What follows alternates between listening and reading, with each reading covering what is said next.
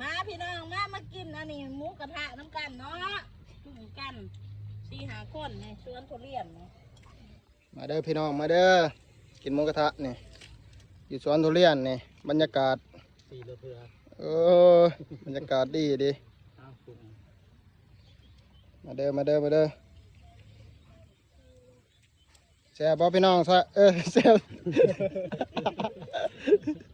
แซ่บบ่นี่แซ่บแซ่บคักของปีมันต้องแซ่บคักอยู่เลยมีหลายอย่างเนาะจังมันครบเมื่อไหลสดมันสิแจ่งอยู่บ่วะเมื่อท่านนั้นไหลสดนะอันนั้นมันจำไงลูกเอาลงไปลงไปลงยังอีเด้